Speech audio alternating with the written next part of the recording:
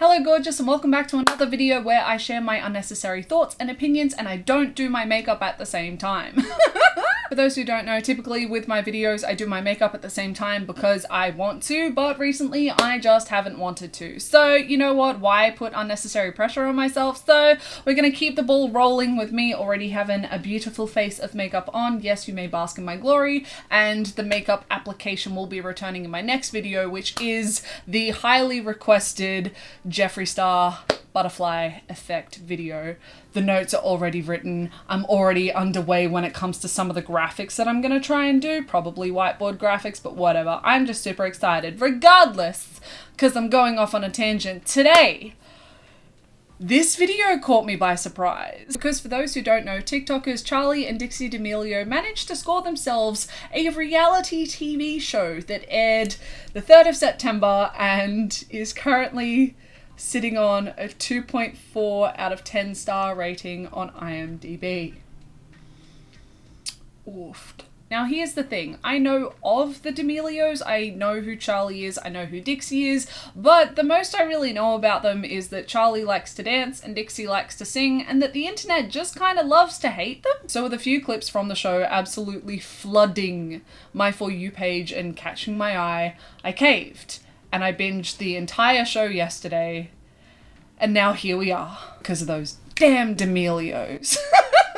Disclaimer and content warning in this video, as I've already specified, I will be discussing my thoughts and opinions when it comes to the D'Amelio show. Because of this, I will have discussions of mental health, mental illnesses, specifically anxiety, specifically Charli D'Amelio's mental health and her anxiety, and specifically Dixie D'Amelio and her mental health and her anxiety. And in this video, I will have brief mentions of how severe some of the hate comments get, to the point where people have said that offing themselves is an option, so there will be some brief mentions of suicide. If you find any of these topics possibly triggering, please proceed with caution or consider clicking off of the video altogether, because at the end of the day, I do not want any of my content to jeopardize your happiness, to jeopardize your well-being. And I say this in so many of my videos, but I have to make it explicitly clear that I do not encourage, promote, or endorse any kind of mean, negative, harassing, malicious behavior. These videos are strictly for entertainment purposes only, so I do not want for any kind of mean, hateful, malicious, harassing behavior to go out into the world because of something that I've said or on my behalf. We are of course allowed to keep it cheeky, we're allowed to keep it messy, and we're allowed to keep it fun, but please keep it to this channel and this comment section only.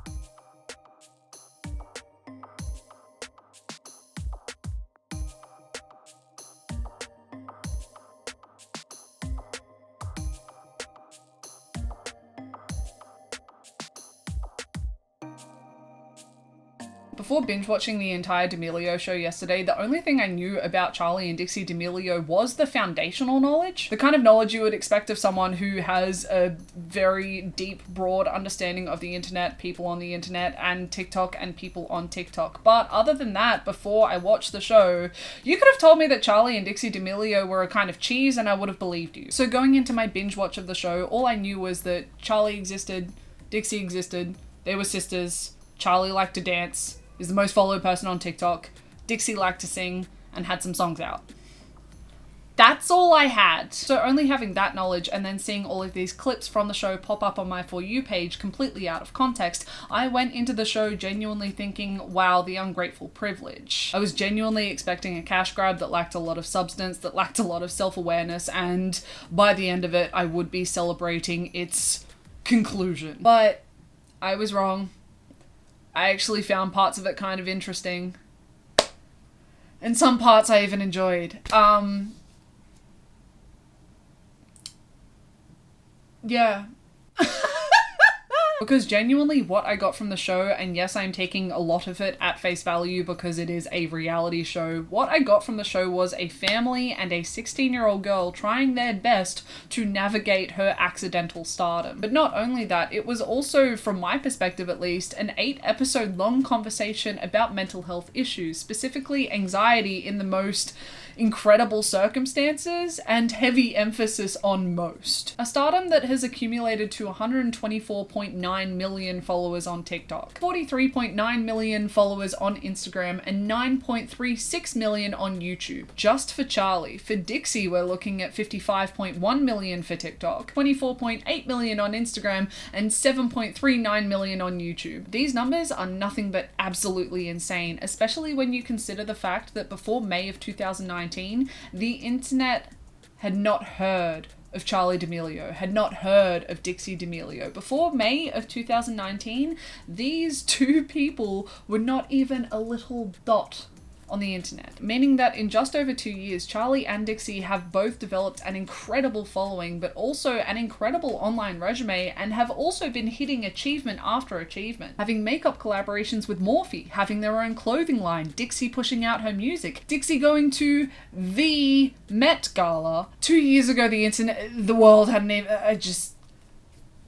Charli receiving a Teen Choice Award, and Charli even being in the 2021 Time 100 Next list. These aren't your everyday kind of achievements. These aren't even your everyday kind of achievements for social media influencers. These aren't even everyday kind of achievements for your traditional celebrities. Genuinely, the life and career that Charli, Dixie, and their parents have, and the way that it developed, is a once-in-eternity kind of event. There is no rulebook, there is no guide as to how to navigate your way through this level of fame, this life, this career, and all things considered, I think Charli, Dixie, and their parents are doing pretty well, from my perspective at least. But that's definitely a part of the intrigue of the show, this concept that nothing is as it seems online, which is actually the title of the 7th episode. Because before this series, from my understanding at least, Charli and Dixie had been quite open about their anxiety, had been quite open about their lack of mental balance, had been quite open about their struggling mental health. But this is just one piece of a very complex puzzle, and each person's puzzle is incredibly different and has its own complexities. What the show gave us was the build-up, the event, the breakdown, and the repair in its rawest form, when the family of course allowed us to. So from my understanding, audiences didn't understand the true meaning of Charli and Dixie's words, Charli and Dixie's story, when they discussed their mental health. And the assumption was always that their lives look like so much fun, that they look so happy in their lives, that they look so happy in this little peek into their lives. What do they really have to have anxiety about? What do they really have to have breakdowns about? Well, actually a lot. Some of it is seemingly simple as Charli not having time in her busy schedule to do the thing that she loves. Dance, to something as a bit more complex as Charli blaming herself for all of the hate that her family receives. And after watching the literal anxiety attack, literal breakdown of Dixie D'Amelio at the end of the first episode after her Vogue video went live, even though it's not Charli's fault, even though it's not Dixie's fault, it's no one's fault, the end result is seemingly that Charli blames herself for the hate that Dixie received. But on top of that, and possibly even more complex than that, the team that works for the D'Amelio family and all of the money that the family makes is because of Charli's work, is because of Charli's fame, is because of Charli's content. Charli mentions this and also alludes to it the entire series, but if Charli decides that she wants to take time off, or decides that she just wants to quit the career that she has fallen into, then all of these people's lives take a financial toll. That is a bonkers amount of pressure for a recently turned 17-year-old Charli. As for Dixie, it's a seemingly simple, but also not really, because it's a lot easier said than done, Fambulance. It's as seemingly simple as ignoring the hate comments, to something that's a lot more exhausting and complex as proving every single time on every single occasion that you are more than just riding your younger sister's coattails. Proving every single time on any occasion that she has talent, that she has skill, and by the looks of it, every single time that she tries to show that, she is torn to shreds for it. Sometimes Dixie is torn down just for simply existing. Sometimes the both of them are torn down just for being alive. I would say that both Charli and Dixie are unfortunately falling into this curse of damned if you do, damned if you don't. Because genuinely, what are they supposed to do? Charli accidentally becomes the queen of TikTok, and in just over a year of going viral on TikTok, hits 100 million followers on TikTok. And because of this, a fun ripple effect happens where Dixie's online presence grows too. Are they just supposed to leave it there? Are they genuinely supposed to say no to every single opportunity that comes to them because of this accidental fame? Because if a legitimate recording opportunity came my way, you know what I'm saying. What's the deadline for giving you my firstborn?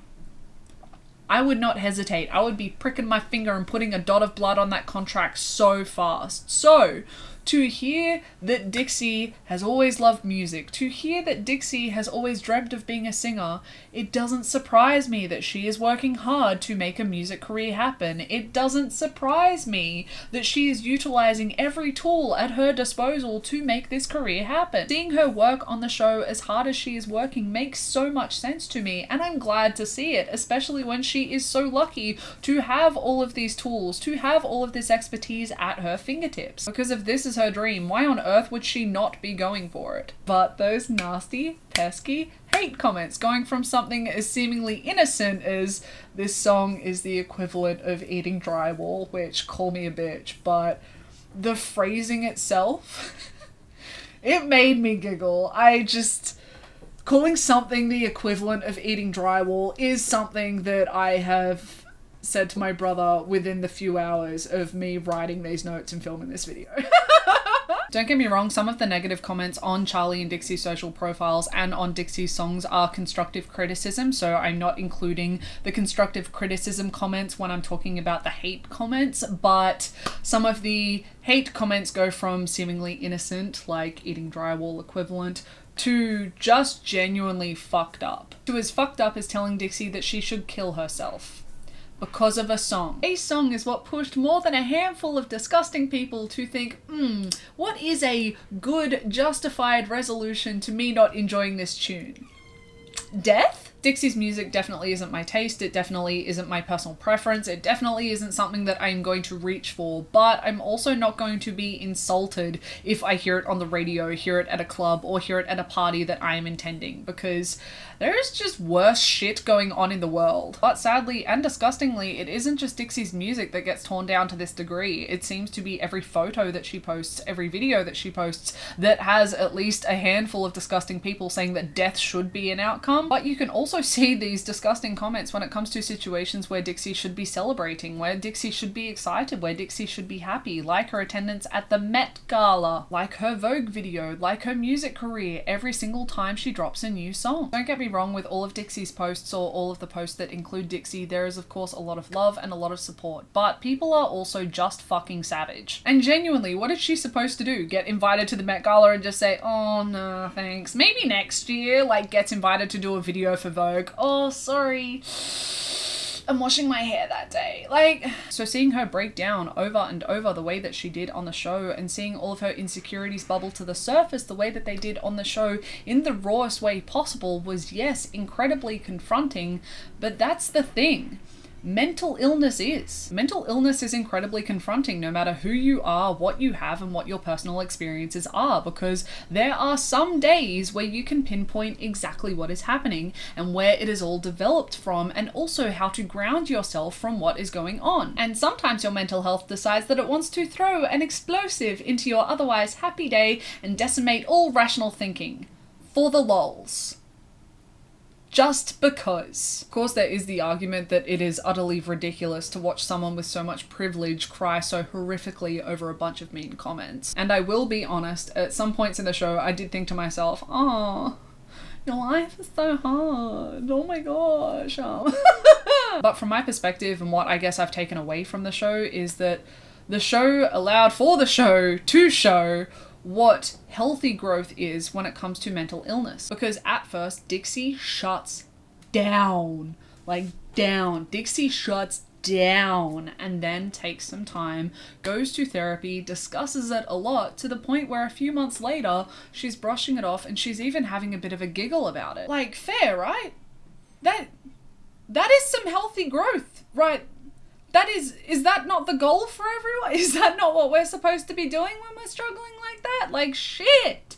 I've had that level of a breakdown over finding out that I'm allergic to hash browns. That was a bad day. Dixie got hit hard when it came to comments and when it came to people's opinions, to the point where, for lack of a better phrasing, she allowed it to ruin her good, positive, exciting, celebrating kind of experiences. She had a therapist very easily and very luckily at her fingertips, and she utilized it to the point where the Vogue video that caused her to have such an anxiety attack, that caused her to have such a breakdown weeks before, was something that she was now able to laugh about, was something that she was now able to brush off like it was nothing. It was an incredibly confronting look at the whole entire situation for Dixie, but it's also one that displayed quite a lot of healthy growth when it came to her mental health, which, in my personal opinion, I feel like sometimes the internet is lacking in this department. Yes, of course, there are conversations when it comes to mental health, mental illnesses, and anxiety all over the internet, but some aren't constructive and some are just outright toxic. So we ignore all of the non-constructive ones, all of the toxic ones, and we are left with the good ones. Great, but how many are this honest? How many are this vulnerable when it comes to how explosive mental illnesses can be, specifically anxiety? In the grand scheme of things, I don't think many. And in the D'Amelio show, in this series, it wasn't just about Dixie. It wasn't just about Dixie's story, Dixie's experience, Dixie's mental health. It was also about Charlie. It started off as just a touch of social anxiety until it crescendoed to the point where it metaphorically was paralyzing Charlie. And in my personal opinion, that is both honest and at times brutal, anyone who has been financially relying on Charlie in any kind of fashion is very lucky that it was just a week. Charli D'Amelio is just 17, and I mean that both in a way of maturity, but also in the way of she turned 17 in May. She's only been 17 for like a few months. Back when I was 17, my biggest concern was high school. My biggest concern was getting the right final mark so that I could go to the university that I wanted to. My biggest concern was making sure that I absolutely destroyed my final performances so that I could get into the course and get into the uni that I wanted to get into. And all of that was enough for me to have quite a lot of anxiety attacks, mental breakdowns, and depression episodes. I cannot and could not imagine having on top of all of that the schedule that Charlie was working with. In the first episode, we saw all of these binders and folders and the schedule that Charlie was living with, that Charlie was working around. Absolutely fucking mental. Charlie legitimately said in this series that she feels as though she has been having the same anxiety attack for the last 4 years. Consistently. I'm not a medical professional, don't know if you knew that, but I'm not a medical professional, but I'm pretty sure that if someone is dealing with such an increase of anxiety before TikTok even became a thing, if she's already struggling with anxiety to the point where she feels as though it's consistent, adding on top of that this kind of fucking mental schedule isn't going to help anything. But regardless, from the show, even though I think it was a dumb idea, that was the schedule that she was put on, that was the schedule that she was working around. And the sad thing is, it wasn't just this lack of freedom, it wasn't just this fucked up schedule that she had to live with. It was so many other things that led up to this moment where she physically and mentally had to have a week break. There was this level of distrust that Charlie had when it came to making friends in LA because of her fame. By the sounds of some of the one-on-one interviews in the show, even though yes, Charlie had friends and she had very close friends, she is yet to 100% open up to them. She is yet to 100% confide in them. She is yet to 100% trust them. Charlie is also specified in the show that she feels financially responsible for her family and for her team. She is also specified that she feels responsible for the hate that her family receives. But also on top of this, she is grieving the loss of her love for her true passion, being dancing, that she had at one point done competitively for years. She is also having to constantly push out the hate comments from her brain, the malicious comments from her brain, the go kill yourself comments from her brain. She also has to shut down rumors that have absolutely no grounds because to the point where someone has actually posted a video to YouTube predicting Charlie's death. But because of this, people on TikTok found the video and were quite concerned about it, and then someone started posting footage of an alleged car accident that Charlie was in, but at the same time, Charlie had recorded and posted videos of her dancing to what I think was a Billie Eilish song, but there were so many negative comments on that she actually deleted that video. So the prediction plus the car crash rumor plus Charlie deleting videos led people to think that Charlie had died in a car accident.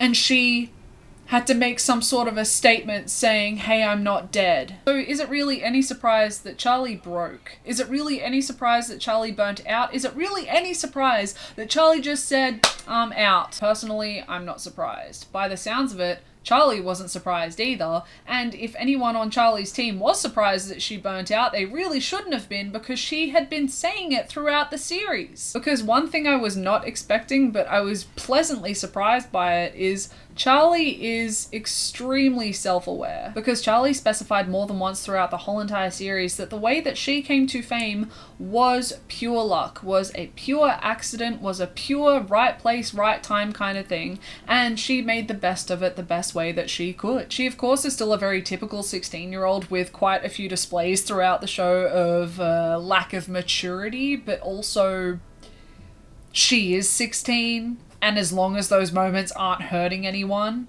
let her be a teenager, which is why it was so interesting to me, and also why I was so pleasantly surprised to see that someone who showed quite a lack of maturity on more than one occasion still show such an incredible amount of self-awareness for her circumstances, but also her own mental stability.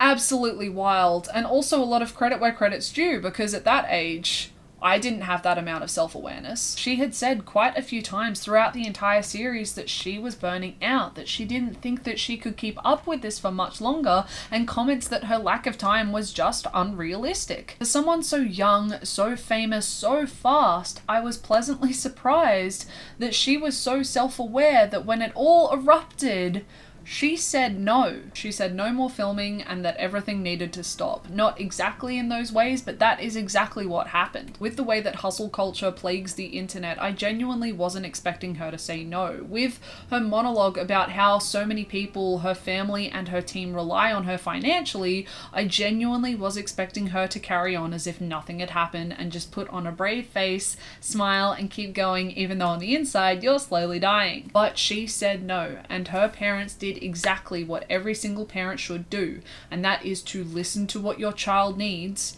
and carry through. She said no, she said she couldn't do it, and her parents straight away were on the phone to her team, her manager, and said whatever you have to do, do it. Clear her schedule for as long as she needs. Once again, I was going into this series expecting to see like some Dance Mom level parents, and we didn't get that at all. I'm not really sure because I haven't done a deep dive into the D'Amelios. I don't know what kind of skeletons may be in the closet that I'm not aware of, but from what I could see, the D'Amelio parents are pretty solid. Throughout the series, Mark and Heidi, their number one concern was just that their kids were happy, that their kids were enjoying what they were doing, and that their kids were looked after.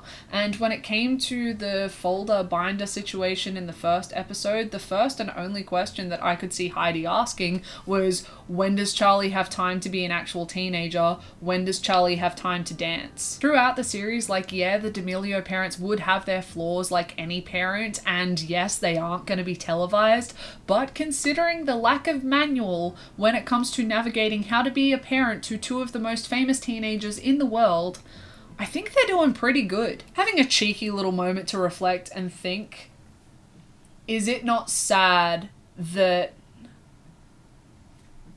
seeing parents do what's right for their child in this situation makes me happy?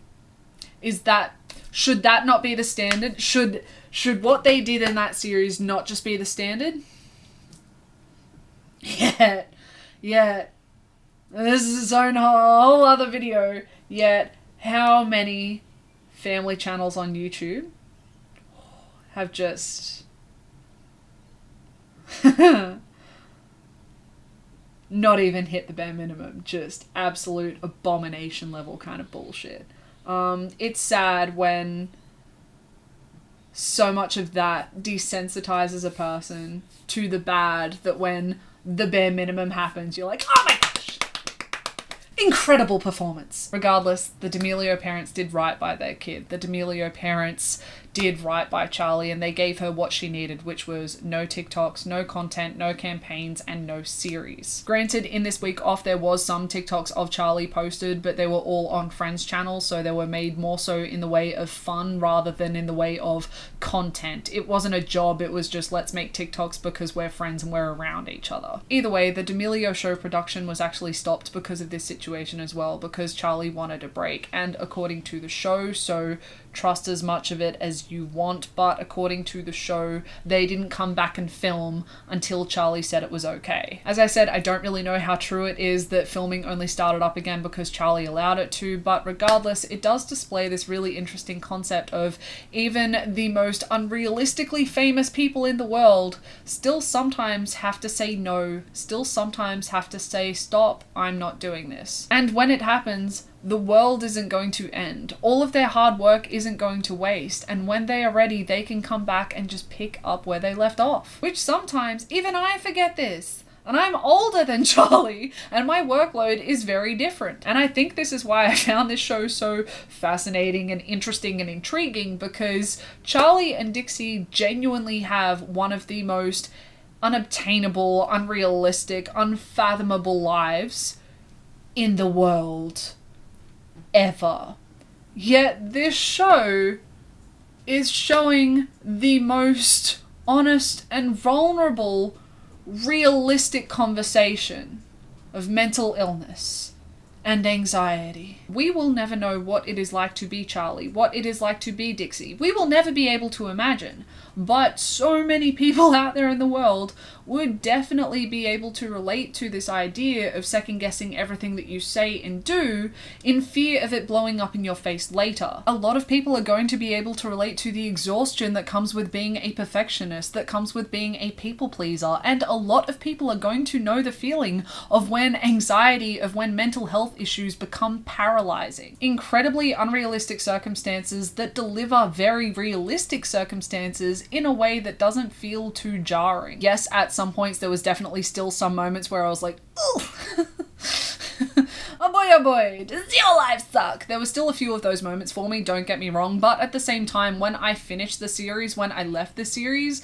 I had a much more positive experience rather than a negative experience, and I really wasn't expecting it. I left with an overall sense of satisfaction and understanding, which, for a show, yes, it's the bare minimum, but also a lot of shows don't deliver the bare minimum. But this show is also more than just the individual stories of Charlie and Dixie, because throughout the show there was also other bits and pieces discussing different aspects of mental health that I genuinely found interesting. A friend of Charlie and Dixie, Quen Blackwell, who is also a social media influencer, is also a TikToker, discussed in the show that they had been talking with their therapist about their third person complex. Quen and a lot of her friends and a lot of other people in her age group all seem to deal with this third-person perspective internal voice that second-guesses everything that they do. You consider the hypothetical of how people will view you, how people may even hear your words and twist them for their own narratives, and these people could be someone that you love or someone that loves you, or these people could be complete strangers that are just walking down the street. This concept is genuinely fascinating to me, and I will definitely be looking it up more so after this video and just learning everything I can on it, because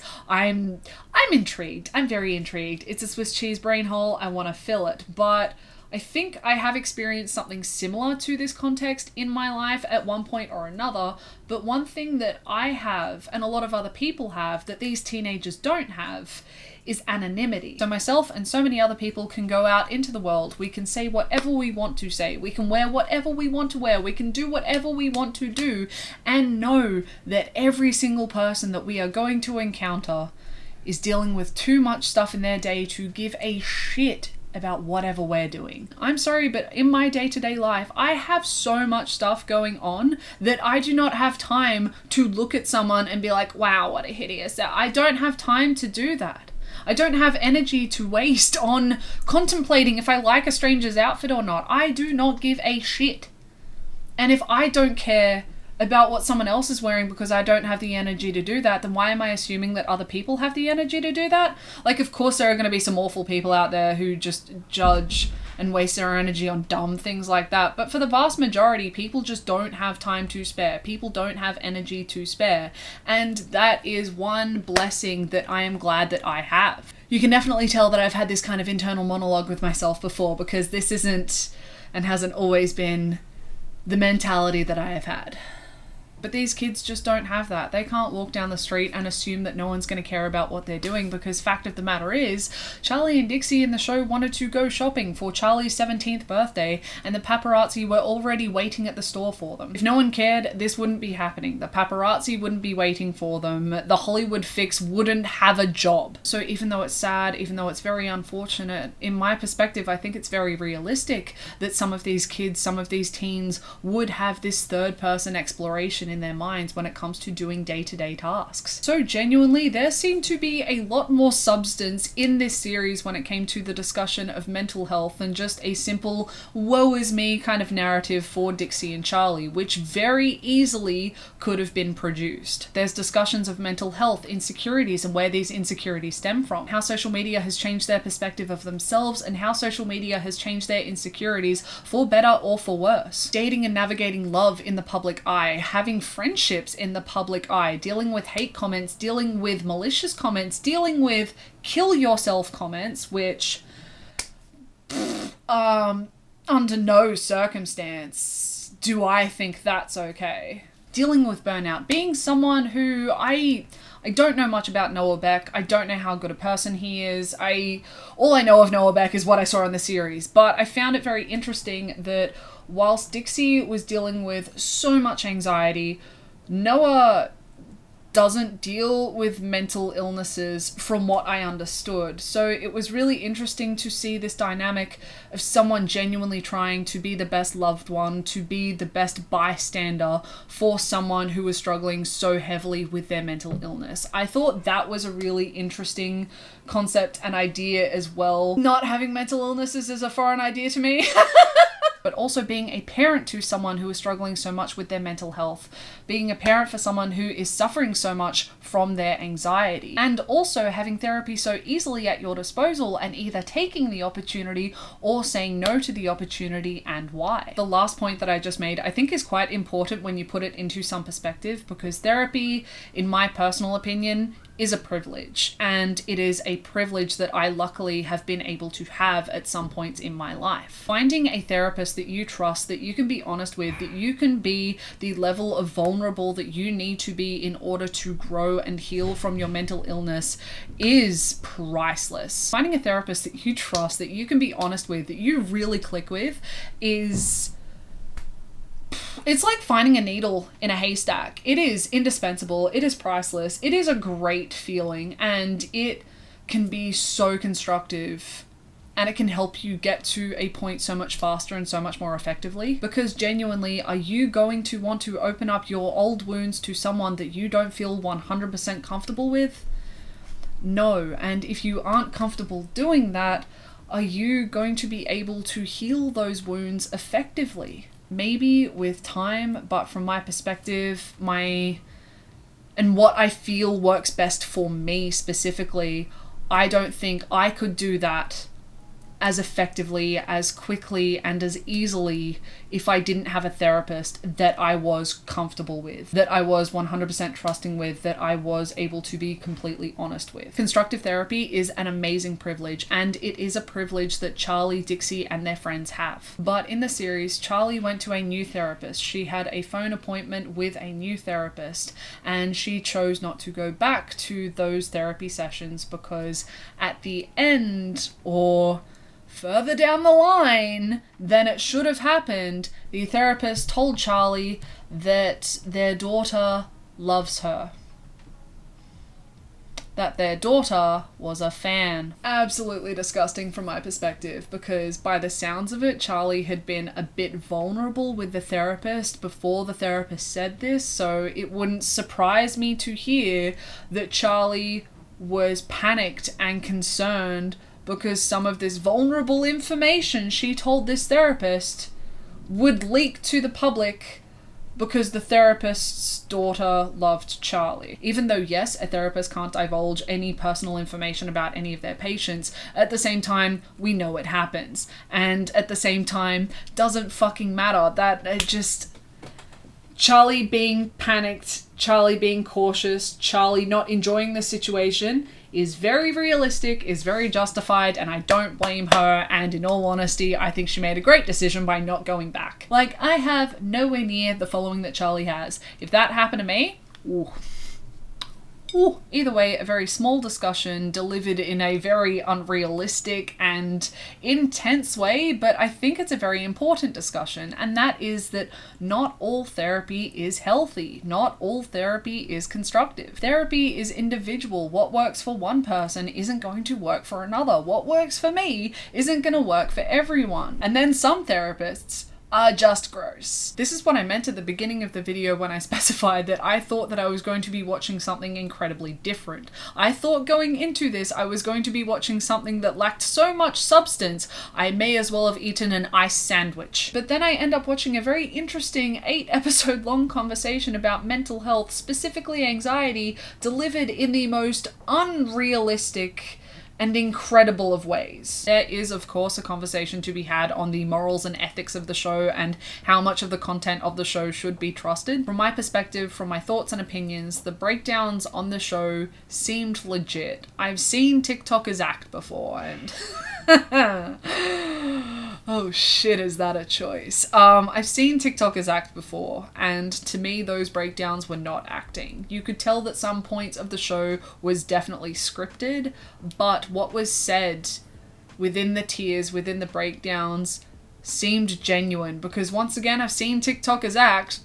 It's a choice, and that to me just didn't seem like acting. How much of the situations leading up to the tears, leading up to the breakdowns was emphasized, I can't say. I can't say how much emphasis was put onto things. I can't say how much things were blown out of proportion to make good content. I'll never know, you'll never know. The only people that will ever know will be the people that were working on the show. And to me personally, it doesn't really matter, because the importance of the discussion happening isn't just about Charlie and Dixie, it's about mental health in general and how to navigate it, and how to navigate it on the internet. Because yeah, the internet can be cruel. The internet can be incredibly hateful. And for Charlie and Dixie's audience, is this conversation not incredibly important to have? Their audience, their fans are nowhere near the same level of fame, but at the same time, are they not dealing with the negativity of the internet and with the negativity of the people on the internet? Are they not dealing with mental health issues too? I'm not saying that this show is a gee thanks I'm cured for all of their fans and their audience, but I am saying that it may help some of them. Because as some of you know, I have been diagnosed with severe anxiety and depression since I was about 12, and I am telling you, if one of my idols or one of the people who I just really enjoyed and loved in the media made some sort of content where they were like, this is my experience with all of this mental health bullshit, and sometimes I cry and I let myself cry and I pick myself back up and I go out into the world and I do it. If I had someone show me that I'm not alone when I was that age, I'm not saying that my life would have been astronomically better, but I am saying that I would have had one more thing to help me cope, which, yeah, I would take it. Ethics-wise, should this show have been filmed, produced, scripted, edited, and released this way that showed such a level of vulnerability from Charlie and Dixie? Genuinely, I don't know, because I am just a random bitch on the internet that gives my thoughts and opinions on situations that I find fascinating. Hello, I'm JJ, welcome to my brain.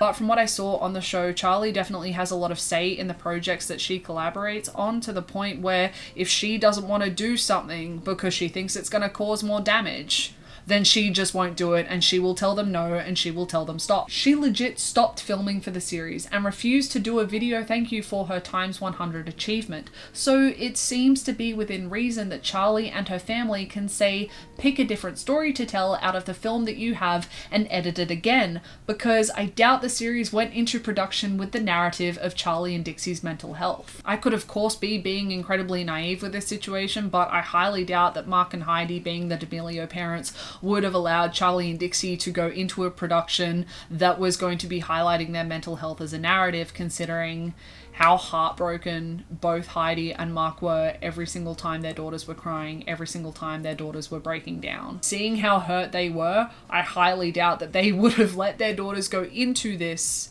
knowing that the storyline was going to be their mental health.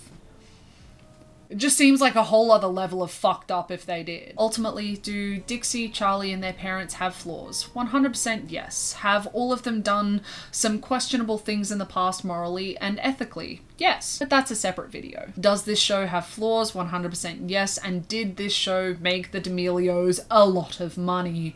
100% yes. Does this show film and edit these extravagant, unobtainable lives and then attempt to present them in a way where they seem absolutely awful? Yes. I personally think, it is my personal opinion, that yes, this show definitely has some Shane Dawson editing going on, and I'm not so much trying to choose to ignore those flaws. More so the flaws that this series has, the possibility for some Shane Dawson editing that I think that the series has, I don't blame on the D'Amelios. Because under incredibly unique circumstances, I think that all of Charlie and Dixie's emotions, insecurities, and breakdowns are all justified. I am a lot older, a lot less famous, and I've cried over a lot less. And wildly and very unexpectedly, I think that the conversation that this series has about mental health is constructive in its own way. It's definitely uncomfortable at times and is a conversation delivered in the most unfathomable circumstances, but I think it is a really interesting and constructive look into mental health and the pressures of fast fame at such a young age. That on some level, even if it is the most slightest level, on some level, a lot of people are going to be able to relate to. Like, fuck, even I relate to it. Apparently shaving your head and doing makeup on TikTok is, she's quite scandalous. Quite insulting, quite groundbreaking. Shaved head?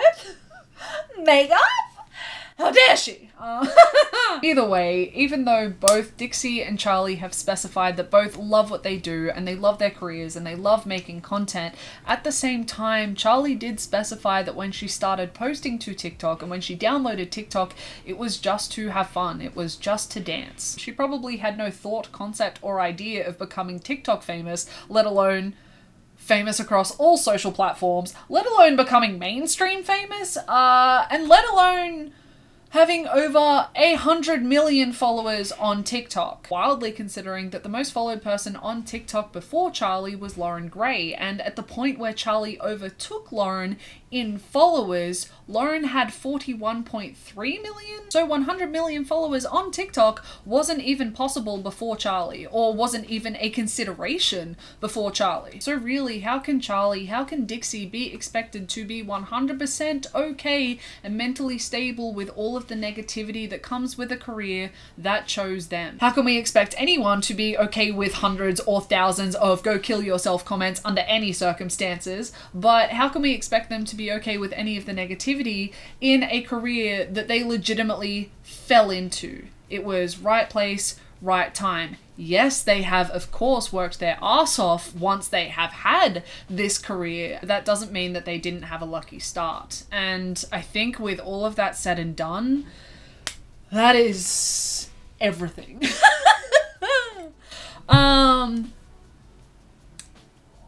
This video genuinely took me by surprise. I was not planning on making this video, but I watched the series and I finished it and I was like, wow, there's definitely some talking points for this in a way where I don't think it's trash. I, Reifenstein, didn't hate the D'Amelio show. I was genuinely expecting to hate it. I was genuinely expecting to sit there rubbing my temples, just begging for it to be over, and I found it interesting, I found it fascinating, I found the conversations interesting as well, and I think there's some constructive conversations in there, and I was just baffled that the D'Amelio show delivered to me something that some of my favourite shows can't.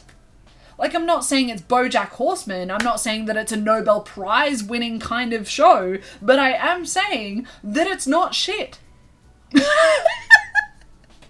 It's a low standard, but it's a standard. I view Charlie and Dixie similar to how I view any kind of child star, I think, and I do have a video on that. I just think it's incredibly unrealistic and undermining to sit there and be like, oh, well, when she was 15 and posting on TikTok, she should have understood all aspects of her career path to their entirety, so all of this bad shit that's happening to her, she asked for it.